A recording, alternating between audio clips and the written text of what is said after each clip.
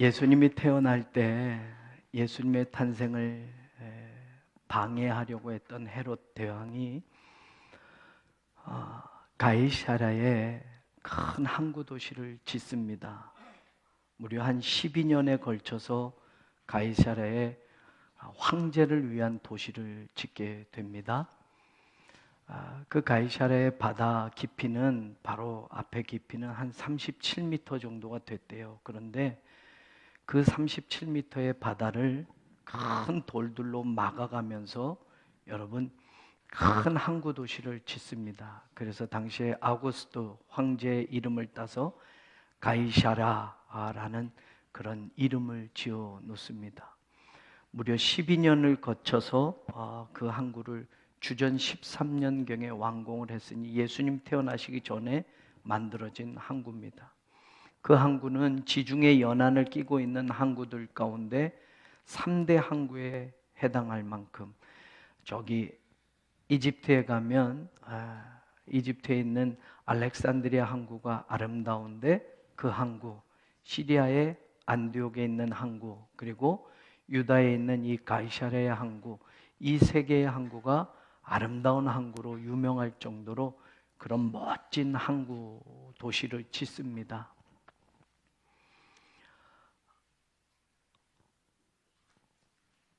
대단한 일을 12년에 걸쳐서 했던 헤롯 왕입니다. 그리고 그 가이사랴 항구 도시에는 큰 원형 경기장, 원형 극장을 지어 놓습니다. 동시에 4,000명 이상이 들어갈 수 있는 큰 원형 경기장이고 극장입니다. 뿐만 아니라 전차 경기장도, 큰 전차 경기장도 건설해 놓습니다. 그리고 헤롯의 궁궐도 지어 놓습니다. 그리고 황제 아우구스투스, 로마의 황제의 신전도 지어 놓습니다. 여러분, 그 항구는 당시에 아테네의 가장 큰 항구의 규모와 거의 버금갈 정도로 지었다고 합니다. 동시에 300척의 배를 정박할 수 있는 항구였으니 얼마나 큽니까? 그만큼 큰 항구에 또 그런 화려한 로마에 있는 그런 시설들을 갖춘 도시를 지어놓고 로마 황제에게 헌정을 하는 겁니다. 그 가이사랴에 지금 오늘 우리 성경에 읽은 이탈리아에서부터 온 백부장 고넬료가 이탈리아 군대와 함께 주둔하고 있는 겁니다.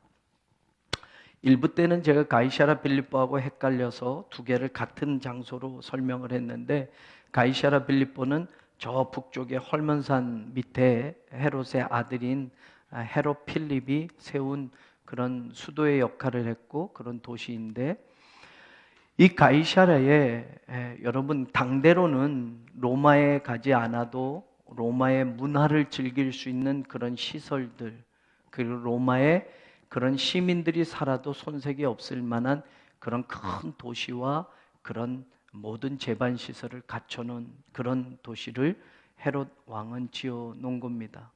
거기에 로마의 군대가 주둔합니다. 헤롯 궁궐이 있었기 때문에 또 로마의 부대가 와서 거기 주둔하고 있었던 겁니다. 그 로마의 부대, 오늘 우리 성경에는 이탈리아 부대라고 하는 이 부대라는 원어 단어가 스페이라라는 단어인데, 부대의 규모로 친다면 한 600명 정도의 규모의 부대가 주둔해 있는 겁니다. 그러면 여러분, 고넬료가 백부장이었으니까 고넬료 말고도 백부장이 5명 정도가 더 필요한 부대가 되는 것이고, 그 백부장 6명 위에 또 한 1000부장쯤 되는 그런 대장이 아마 있었을 것입니다. 그 이탈리아 부대의 중급 장교인 백부장 고넬료가 오늘 우리가 읽은 성경 말씀에 소개가 되고 있습니다. 그의 이름과 더불어 그가 이탈리아 로마에서 왔고 로마의 군인이기 때문에 그는 로마 사람이 분명합니다. 그런데 로마 사람이 분명하다고 하면 가이사라라고 하는 이 도시에 적합하게 살 수 있는 그런 삶을 사는 것이지요. 로마에서 온 이주한 사람들도, 가이사랴에 이주한 사람들도 그렇게 살았던 것처럼, 다시 말하면 원형 경기장이나 극장에서 여가를 즐길 수도 있고 그 당시에 최고의 문화가 되는 그 놀이들을 할 수 있습니다. 또 전차 경기장에 가서 전차 경기도 구경할 수 있습니다.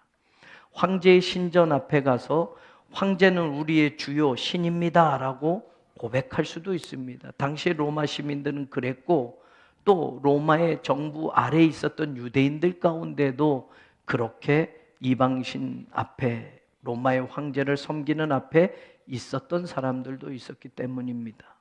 그러니 고넬료가 로마 사람이라면 당연히 그런 문화 속에서 살겠거니라고 생각이 되어지는데, 오늘 그를 표현하는 구절을 보니 2절에 보면 그는 온 지방과 더불어 하나님을 경외했던 사람이고 백성들을 많이 구제했던 사람이고 하나님께 항상 기도하는 사람이었다. 여러분, 삶을 보면 유대인과 별반 다를 바 없이 사는 것처럼 보여지는 겁니다.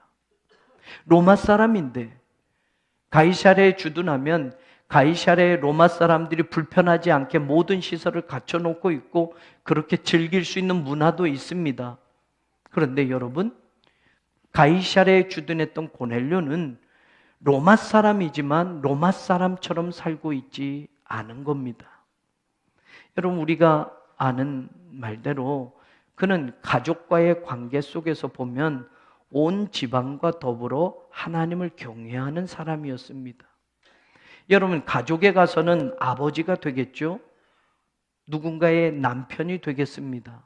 그런데 가정에서 고넬료를 표현하는 이 말을 들어본다면 그는 그냥 단순한 아버지, 돈 많이 벌어다 주는 아버지, 이런 아버지로 끝나는 게 아니라 하나님을 잘 섬기는 아버지로 온 가족과 함께 하나님을 경외하는 사람이었다라는 겁니다.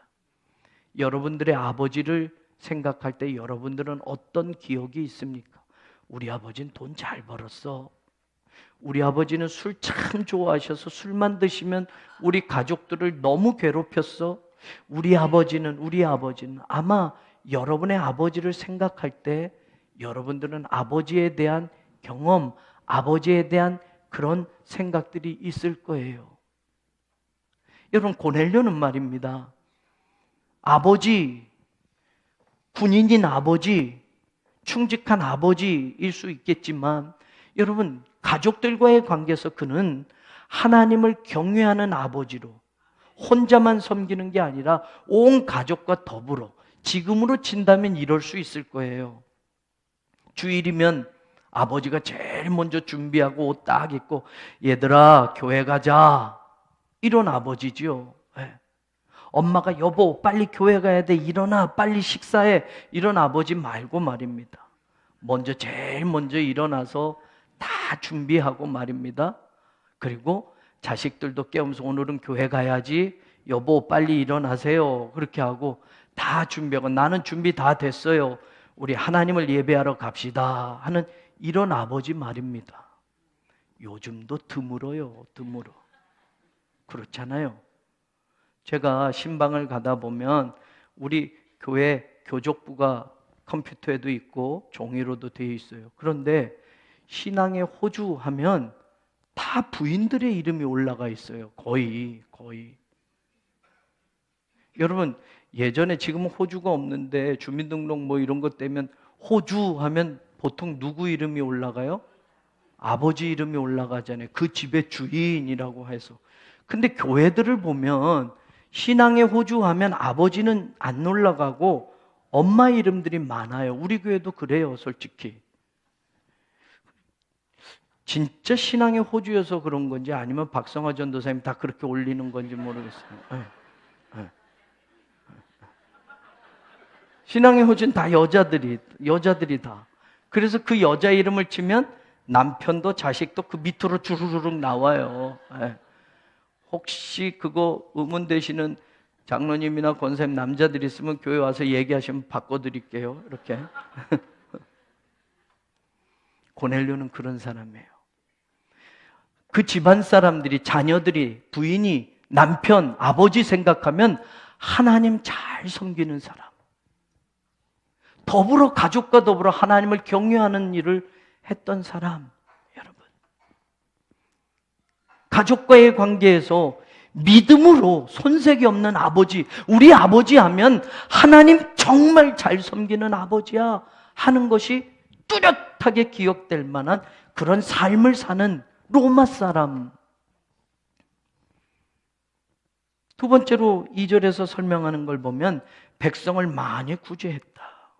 여러분, 이 사람은 로마 사람이에요. 지금 유대 땅에 임시 주둔하고 있습니다. 그런데 여러분, 이 백성들을 구제하는 건 유대 사람들을 구제하는 거예요. 로마 사람 구제가 아니라. 그래서 성경 보면 10장에 22절에 보면 유대 온 족속이 칭찬하더니 라는 말이 나와요. 유대 사람들이 고넬료를 칭찬합니다. 왜냐? 가난한 사람 그냥 안 지나가는 거예요. 불쌍한 사람 도와주는 거예요. 구제하는 일이니까, 여러분. 근데 어쩌다 한 번이 아니라 이게 문법적으로 이야기하면 현재 분사형으로 계속하고 있는 거예요. 계속하고 있는 거. 연말 돼서 불의웃 도웁시다 해서 어쩌다 한 번 이렇게 돕고 마는 게 아니란 말입니다. 그의 일상은 그냥 이웃들과의 삶에서는 로마 사람이지만, 점령하고 있는 로마 군인이지만, 유대인들 가운데 어려운 사람들, 힘든 사람들을 보면 도와주고 구제하는 일을 계속 해오고 있었다라고 성경은 말해주고 있어요. 그래서 유대 사람들이, 온 유대 온 족속이 로마 사람인 고넬료를 칭찬했다라고 성경은 나오고 있어요. 그 다음에 가족 안에서 이웃들과의 삶에서도 이렇게 살았고, 이제 그가 하나님과의 관계 속에서는 어떤 삶을 살았느냐? 개인적인 하나님께 항상 기도하였다. 이것도 현재 분사형입니다. 계속해서 기도하고 있다라는 말이에요. 성경을 보면 3절에도 30절에도 나오는데 보면 시간이 나와요. 제9시 기도할 시간에, 제9시 기도를 할 때에, 여러분, 당시 유대인들은, 아니 그냥 유대인들이 아니에요. 경건한 유대인들.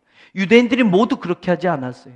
하루에 3번씩을 3시, 6시, 9시, 9시, 12시, 오후 3시를 하나님께 기도하는 시간으로 정해놓고 경건한 유대인들은 그 정확한 시간에 하나님께 기도를 했어요. 그런데 유대인도 아닌 이 고넬료는, 로마 사람인 이 고넬료는, 군인인 이 고넬료는 말이에요, 유대인들처럼 똑같이 시간을 정해놓고 항상 하나님께 기도해 왔다라고 성경은 말해요. 그럼 여러분 한번 상상해 보십시다.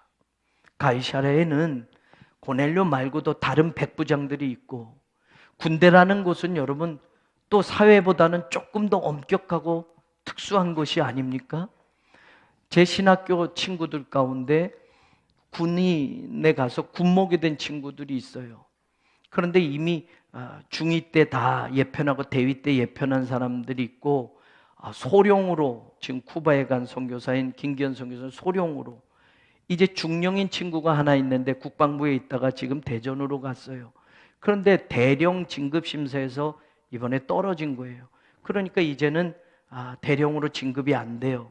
그래서 중령에서 이제 군대 생활을 그만둬야 돼요.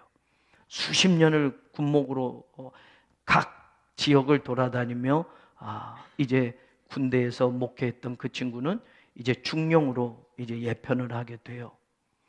군대는 여러분 점점 사회도 마찬가지지만, 여러분 중위인 사람 대위 되고 싶고요. 대위가 되면 밥풀떼기가 아니라 말똥을 달고 싶고요. 그것도 하나 두 개 세 개가 되면, 대령쯤 되면 또 뭐가 되고 싶어요? 별을 달고 싶어요. 그런데 군대에서 별 되는 거 하늘에 별따기라고 하잖아요. 예전엔 줄만 잘 서도 뭐 됐는지 모르겠습니다만 요즘은 더 엄격해지니까 점점 그래요. 그러니 여러분, 군 규율, 그리고 로마 사람으로서의 지켜야 할 것, 황제 앞에 충성을 다하는 것. 당시의 황제는 우리의 주요, 우리의 신입니다. Lord and God이라고 고백해야만 했었어요. 황제 신전 앞에 가서 로마 사람들, 로마 시민들은 그렇게 충성을 다짐하면서 황제를 신격화시키면서 숭배했었어요. 그런데 그런 로마 사람이어야 하는 고넬료가 여러분 하나님을 경외합니다. 안식일을 지키는 거죠. 예? 백성들을 구제하는데 유대인들을 도와줍니다. 하나님께 하루에 3번씩 정해놓고 기도합니다. 그러면 상상해 보세요. 숨어서 몰래 이 일이 가능합니까? 아니에요. 유대 사람들에게 다 소문이 퍼질 정도면 이 사람의 진급은 끝난 겁니다. 끝났어요. 여러분, 백부장 정도면 밑에 부하가 100명 정도밖에 없는 거예요. 백부장으로 만족할 수 있겠습니까? 군대에서 더 높은 자리에 올라가고 싶지 않겠어요? 그러면 군대에 더 충성하고 그 규율에 맞게 그리고 로마 사람답게 그 일을 잘 해야만 그 군인의 자리에서도 출세하고 성공할 수 있을 터인데 고넬료는 이런 삶을 산다고 하면 그의 출세길은 군대에서 막힌 겁니다. 끝나는 거예요. 그런데도 그는 이렇게 살아왔다라고 성경이 말해요. 주둔하는 부대가 600명 이상이 되는데 다른 백부장들도 있는데 그런 백부장들로 친다면 고넬료는 그들보다 진급 심사에서 누락될 게 당연할 거예요. 여러분, 그런 고넬료, 그런데 그런 고넬료에게 기도하는 중에 하나님이 천사를 보냈습니다. 그리고선 천사를 통해서 말을 합니다. 오늘 우리가 읽은 성경 말씀에 나와요. 네. 3절에 보면 하루는 제9시쯤 되어 환상 중에 밝히 보매 하나님의 사자가 들어와 이르되 고넬료야. 4절에 고넬료가 주목하여 보고 들어 주여 무슨 일이니까? 천사가 이르되 네 기도와 구제와 하나님 앞에 상달되어 기억하신 바가 되었다. 네가 하나님께 기도하는 거, 네가 어려운 사람들을 돕는 거 하나님이 다 알고 계신단다. 그 다음에 나오는 말이면 그래, 앞으로도 계속 그렇게 살아라. 하늘나라에서 상급이 클 것이다. 이렇게 연결이 될 것 같지 않아요, 여러분? 그런데 그 다음에 나오는 말이 보면 5절에 네가 지금 사람들을 욥바에 보내어 베드로라 하는 시몬을 청하라. 그가 기도하는 것, 그가 남들을 돕는 것, 그가 경건하게 사는 모든 삶이 하나님이 알고 계신다라고 말하는데 그러면 너 그렇게 계속 살아라. 누구나 그렇게 쉽게 사는 거 아니니 그 신앙 잘 지켜라.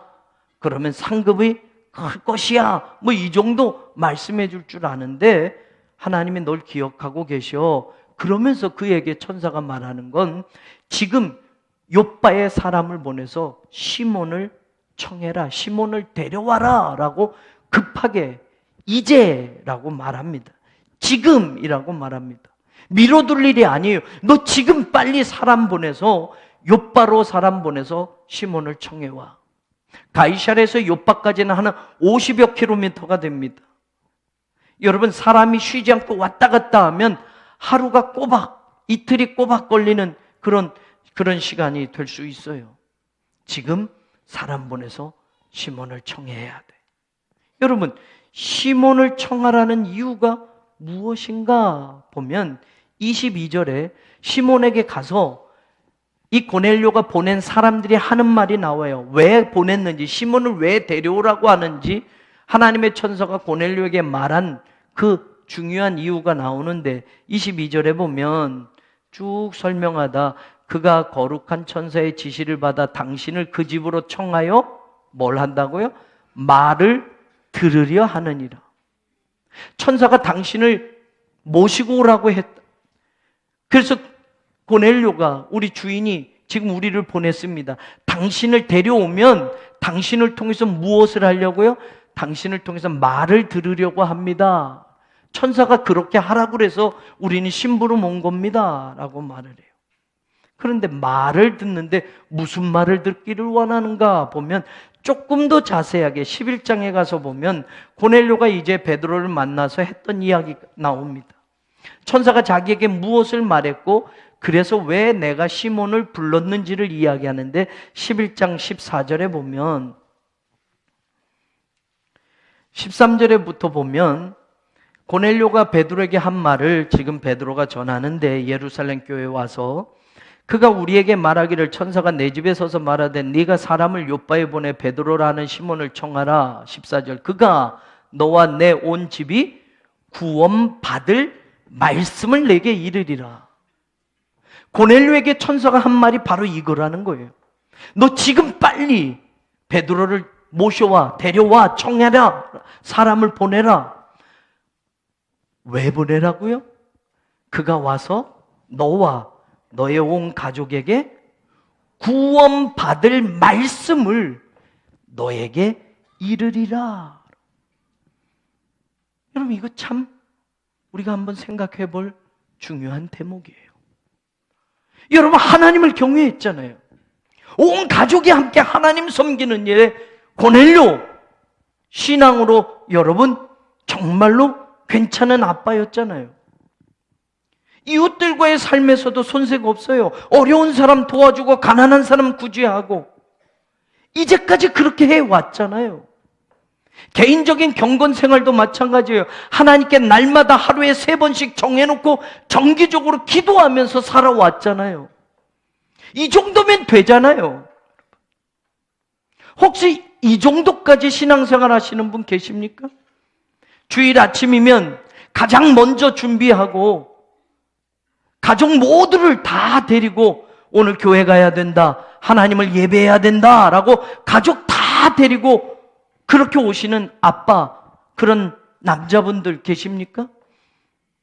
가난한 사람은 도저히 지나칠 수 없어서 이 세상 살면서 어렵고 힘든 사람들은 어떻게 해서든지 도와주려고 하는 그런 분 계십니까? 여러분, 백부장의 월급 그렇게 많지 않아요. 로마 군인으로 친다면 중급 장교입니다. 뭐 부자가 아니에요. 날마다 하루에 3번씩 정기적으로 시간을 정해놓고 하나님께 경건하게 기도를 하는 분들 여기 계십니까? 이 정도만 해도 손색이 없잖아요. 그런데 하나님은 그에게 나타나서 천사를 통해서 오늘 그에게 특별히 지금 빨리 보내. 시몬이 와서 너에게 무엇을 전해준다? 너와 너의 온 집이 구원받을 말씀을 전해줄 거야. 그럼 이 말은 무슨 뜻입니까? 교회 다닌다고 구원받는 거 아니란 말이에요. 교회만 다니면 저절로 구원받는 게 아니란 말이에요. 가족과 더불어 하나님을 경외해 왔는데요. 여러분, 혹시 여러분 가운데 주일 성수하면 구원받는 거라고 혹시 생각하고 계신 분 있습니까?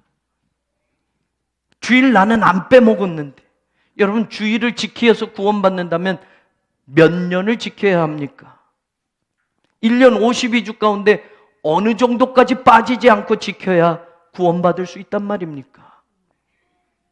가족과 더불어 예배하는 자리 빠지지도 않았는데 그거 가지고 안 된단 말이에요.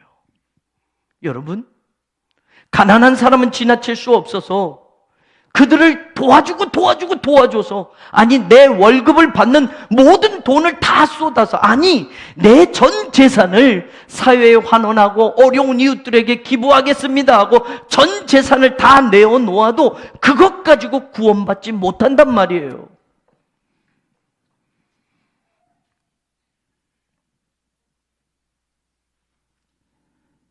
하루에 3번씩 꼬박꼬박 기도합니다. 새벽 기도 빠지지 않습니다. 금요철에 빠지지 않습니다. 그 정도면 대단하다고, 경건하다고 이야기할 만한데 하나님께 꼬박꼬박 기도한다고 구원받지 못한다는 거예요. 따지고 보면.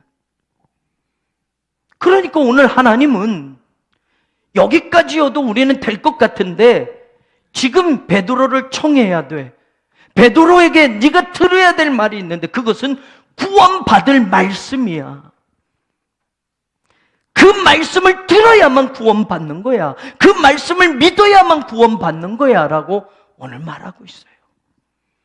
사실 고넬료의 신앙은 유대인들의 신앙이었습니다. 율법적인 신앙이었어요. 고넬료는 예수님의 예자도 모르는 거예요. 예수님이 누군지도 몰라요. 어떻게 구원받는지도 몰라요. 그가 신앙을 어떻게 접했는지 우리는 알 수 없지만 그는 유대인들과 같은 경건한 삶을 살기를 원했고 그렇게 실천했던 사람이에요. 그런데 하나님은 그에게 오늘 시몬을 청해야 된다. 시몬에게서 너와 너의 온 집이 구원받을 말씀을 들어야만 돼 라고 오늘 말하고 있어요. 사랑하는 여러분, 여러분의 인생 가운데 시몬을 청해 본 적이 있습니까? 여러분이 교회를 10년을 다니고 30년을 다니고 일평생을 다녔어도 교회 다닌 거로는 구원받는 게 아니라면 여러분이 누구보다도 더 앞장서서 가난한 사람, 어려운 사람을 구제하고 도와주는 일을 이제까지 해왔어도 그것으로 구원받을 수 없다면 여러분은 시몬을 청해 본 적이 있습니까? 여러분 구원받을 말씀을 들어본 적이 있습니까? 구원받을 말씀을 붙잡아 본 적이 있습니까? 우리의 신앙이 종교의 행위로만 남아있지 않기를 원합니다. 여러분, 우리는 구원받을 말씀을 들어야 돼요. 그 구원받을 말씀은 예수 그리스도에 관한 겁니다. 예수 그리스도를 놓치면 다 잃어버리는 겁니다. 내가 평생을 교회 다녀도, 평생을 구제하고 살았어도, 평생을 기도 생활을 열심히 했어도 예수 그리스도를 놓치면 nothing, 아무것도 아닌 게 되는 겁니다. 교회는 예수 그리스도에 대해서 말하기를 주저합니다. 어디요? 교회가 말하고 싶은 것, 성도들이 듣고 싶은 건 어떻게 하면 이 세상에서 하나님 주신 복을 받겠느냐입니다. 어떻게 하면 성공하느냐입니다. 주의 성수하십시오. 온전한 11조 하십시오. 일천번제를 드리십시오. 하나님의 복이 여러분의 것이 될 겁니다. 여러분 자손 대대로 복 받을 겁니다. 이게 구원받을 말씀입니까? 11조 한다고 구원 받습니까? 주일 성수한다고 구원 받습니까? 고넬료같이만 산다고 구원 받습니까? 성경은 분명히 아니기 때문에 오늘 하나님의 천사를 보내서 시몬을 청하라. 그를 통해서 구원받을 말씀을 들어라라고 말하고 있는 거예요.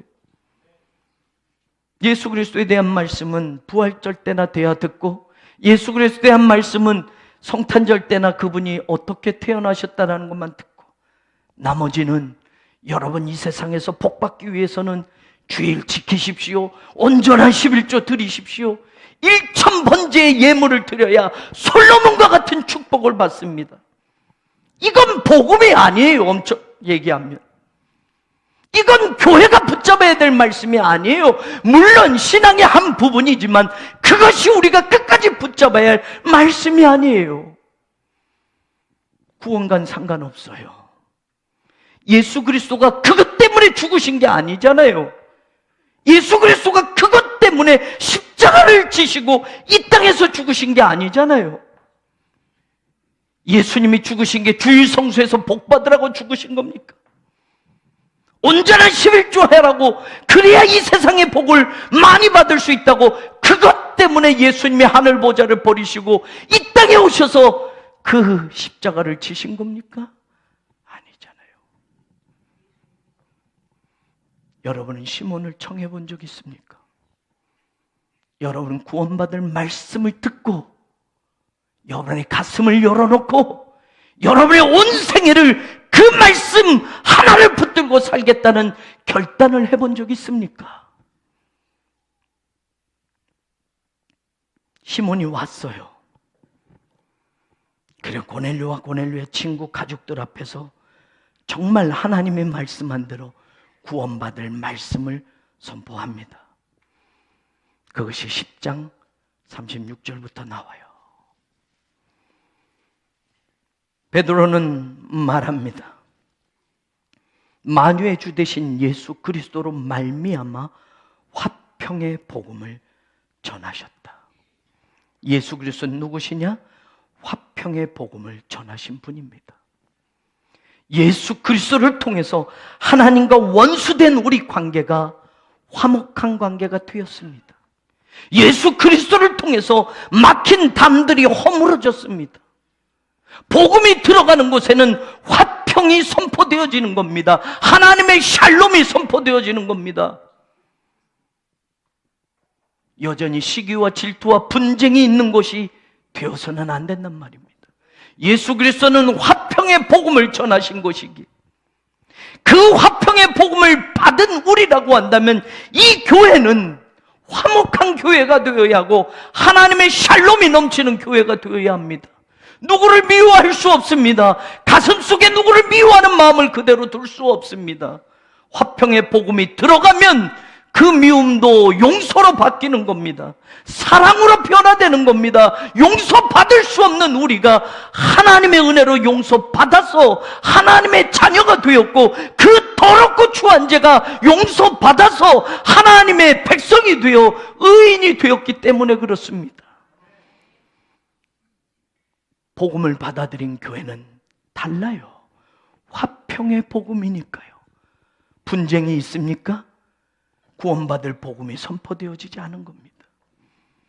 아직도 시기와 질투와 다툼이 있습니까? 화평의 복음이 그들 가슴 속에 들어가 있지 않은 겁니다. 예수 그리스도는 화평의 복음을 전하신 분이요 라고 오늘 베드로는 이야기합니다. 38절은요,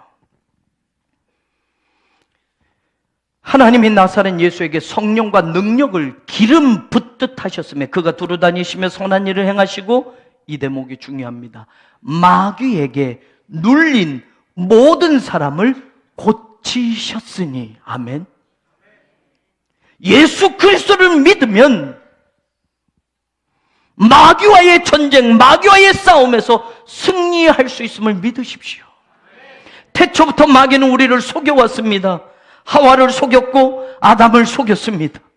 그리고 그 마귀는 거짓의 아비로 지금도 인류를 속여오고 있습니다. 되어지는 세상의 모습을 보면 마귀가 장악한 것 같고 세상이 더 어두워지는 것 같지만, 성령과 능력으로 하나님의 복음을 전파하신 예수 그리스도가 선포되어지는 곳에는 마귀에게 눌린 모든 사람을 치유하시고 고치시고 낫게 하시는 능력이 나타남을 믿으십시오. 음부의 권세가 이기지 못하리라. 지옥의 문이 교회를 이길 수 없다고 예수님은 이미 선언하셨습니다. 그 예수 그리스도를 믿는 이들, 그 생명의 복음을 받아들이는 이들은 마귀의 권세를 깨뜨릴 수 있음을 믿으십시오. 그게 복음의 능력입니다. 저는 우리 교회가 그런 교회가 되기를 원합니다. 그 교회 이름만 들어도 마귀가 그 교인들의 영적인 수준을 알 수 있는 거 아닙니까? 세상 것 바꿔먹는 값싼 복음을 그거 들으려고 수천 수만 명이 모이는 교회가 아니란 말입니다. 예수 그리스도가 복음임을, 예수 그리스도가 능력임을 믿고 고백하는 성도들이 모인 그 교회는 마귀가, 음부의 권세가 이길 수 없음을 믿으시기를 바랍니다. 그래서 최후 승리는 교회를 향하여 보장되어진 겁니다. 정부가요? 군대가요? 아니요. 교회가 마귀와 싸워 이길 수 있는 유일한 하나님의 능력임을 믿으시기를 바랍니다. 오늘 고넬료에게 베드로는 그것을 선포하고 있습니다. 39절에 보면, 우리는 유대인의 땅과 예루살렘에서 그가 행하신 모든 일의 증인이라. 그들이 나무에 달아 죽였으나. 죄 없으신 그 예수님을 유대인들이 십자가에 달아 죽였다. 죄 없으신 예수님이 왜 죽어야 했는가? 우리 죄 때문에 죽으셨다. 그래서 그 십자가가 우리의 죄를 용서하시는 하나님의 능력이 되었다라고 선포하고 있어요. 복음의 십자가가 빠지면 거짓 복음인 줄 믿으십시오. 생명 얻는, 구원을 주는 하나님의 말씀은 십자가가 빠질 수 없습니다. 오늘 베드로는 그 십자가를 고넬료에게 전하는 거예요. 뿐만입니까?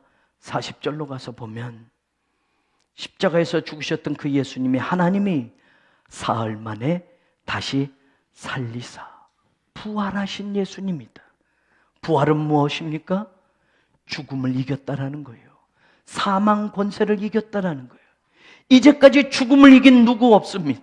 사망 권세를 깨뜨린 누구 없습니다. 오직 예수 그리스도만 잠자는 자들의 첫 열매, 사망 권세를 깨뜨리고 승리하시고 부활의 첫 열매가 되신 분이라고 선언하고 있습니다.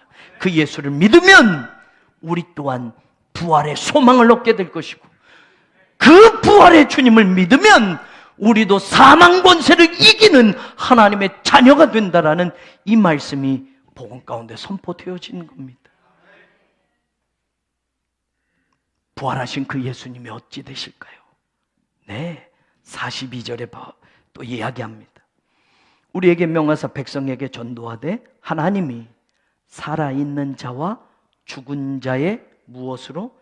재판장으로 정하신 자가 곧 이 사람인 것을. 예수 그리스도는 말입니다, 최후 심판을 하시는 심판의 주로 다시 오십니다. 베드로는 그것을 선포하고 있어요.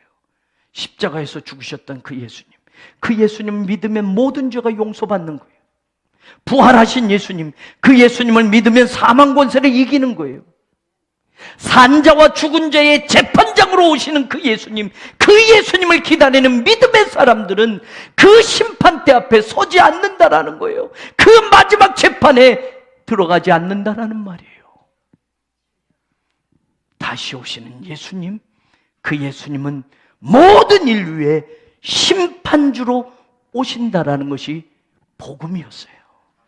베드로는 그 핵심을 오늘 고넬료에게 말하고 있습니다. 그리고 마지막 43절, 그에 대하여 모든 선지자도 증언하되 그를 믿는 사람들이 다 그의 이름을 힘입어 죄 사함을 받는다 하였느니라. 죄 사함은 네가 안식일을 잘 지켜서 주일 성수 열심히 해서 죄 사함 받는 게 아니야. 고넬료야, 죄 사함을 받는 건 네가 백성들을 많이 도와주고 착한 일을 많이 해서 죄 사함 받는 게 아니야. 고넬료야, 죄 사함 받는 건 네가 하나님께 기도의 시간을 지켜서 죄 사함 받는 게 아니야.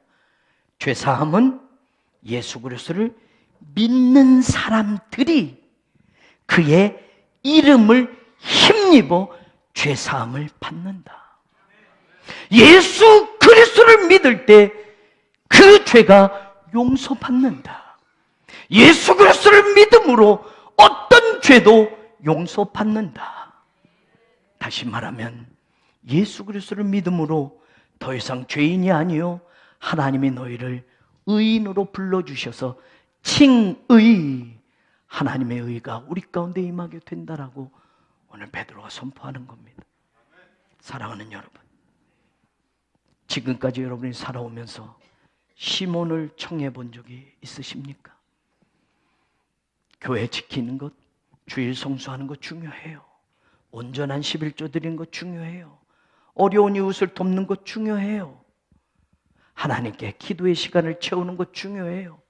그런데 정작 예수 그리스도가 누구이신지 몰랐다면, 우리의 구원이 바로 예수 그리스도의 이름으로 이루어지는 것임을 믿지 못했다면 우리는 오늘 시몬을 정중히 청해야 합니다. 그리고 생명 얻는 그 말씀, 구원받을 그 말씀을 우리는 붙들어야 됩니다. 여러분, 다른 것 다 놓쳐도 예수 그리스도를 놓쳐서는 안 됩니다. 예수 그리스도가 우리의 생명입니다. 예수 그리스도가 우리의 구원의 능력입니다. 그 예수 그리스도의 복음을 들고 우리도 증인으로 살고 복음을 전하여 돌아오게 하는 그 삶을 우리의 신앙 가운데 가장 중요한 것으로 여기며 그 길을 같이 걸어가는 우리 성도들이 되기를 주님의 이름으로 축원합니다. 시몬을 청하라. 구원의 능력이 예수 그리스도로부터 주어짐을 고넬료가 깨달았던 것처럼 종교의 행위로만 머물지 마시고 예수 그리스도를 믿고 고백하는, 그리고 그 예수 그리스도를 세상으로 전하는 참된 증인으로 구원받은 백성으로 살아가기를 우리 주님 예수 그리스도 이름으로 간절히 축원합니다. 고마우신 하나님,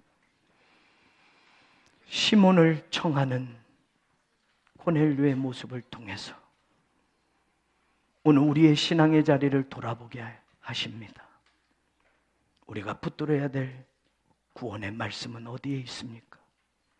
교회가 귀 기울여 들어야 할 복음은 무엇입니까? 고넬료를 통해서 깨닫게 하신 그 말씀들을 간직하게 하시고 그 말씀을 붙들고 남은 생애를 살아가는 구원받은 백성 되게 하여 주옵소서. 예수님 이름으로 간절히 기도하옵나이다. 아멘.